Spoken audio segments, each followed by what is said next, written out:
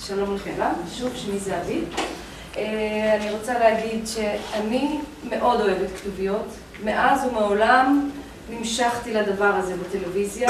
היום אני אדבר על, כמו שאתם רואים בכותרת, האילוצים הייחודיים של מתרגמי כתוביות בטלוויזיה ובאינטרנט. באינטרנט זה משהו מאוד חדש. כשמדברים באנגלית, מדברים על subtitles ו-closed captions.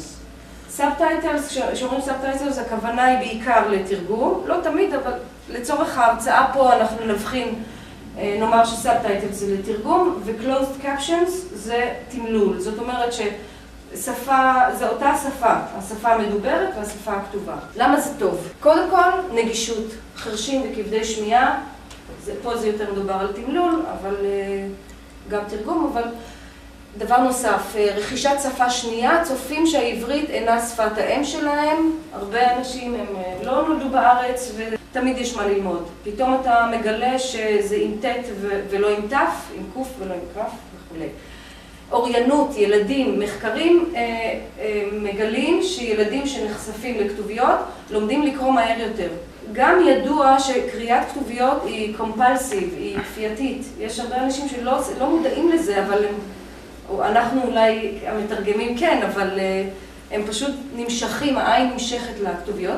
ויותר מזה, יש אנשים שאפילו אמרו לי, בלי כתוביות המסר לא נקלט לי טוב, קשה לי, ולפעמים פספסתי איזה אות או מילה או משהו שאמרו, והעובדה שעדיין יש כתוביות עוזר לי עדיין להישאר במסר.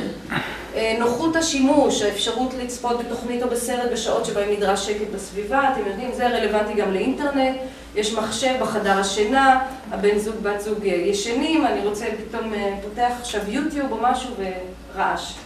אז אפשר לעשות מיוט ולראות בעזרת הכתוביות, וקידום אתרים, על זה אני אדבר בסוף.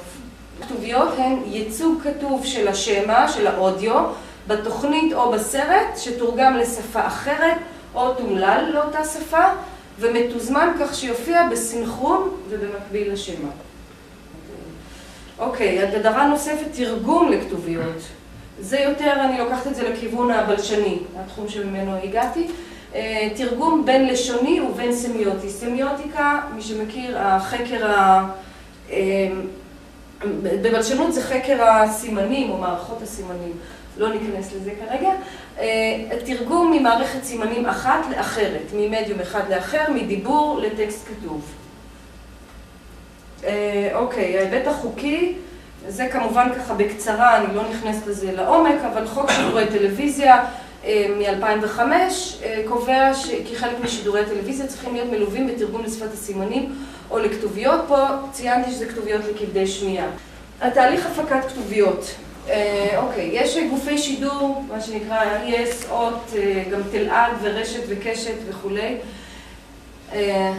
הם נותנים את העבודה לאולפנים, אולפנים כמו אלרום, כמו מה שאתם רואים בסוף. האולפנים מוציאים את העבודה על המתרגם, בדרך כלל, אני מדברת על תרגום בטלוויזיה, זה בוורד. המתרגם מעביר את הקובץ וורד, או ישירות לעורך, או לאולפן, ואז האולפן מעביר את זה לעורך. עריכה לשונית, ואז באולפן יש בדרך כלל 3 שלבים. TC זה time coding, בן אדם שיושב ומחזיר את הכתוביות. אחריו יש QC זה quality control, בעצם זה אותו בן אדם שצריך לעשות QC, גם בדרך כלל מישהו ותיק יותר, או שפשוט עושה בקרה בצפייה. אחרי שהחדירו את הכתוביות, הוא מסתכל על הסרט ועושה בקרה בצפייה. אבל בגדול אלה השלבים, ואחר כך וידאו לצריבה. דוגמה של טקסט כתוביות בוורד, אז כמו שאתם רואים, כתובית יכולה להיות או שורה אחת או 2 שורות. אין הכרח שזה יהיה דווקא 2 שורות מלאות.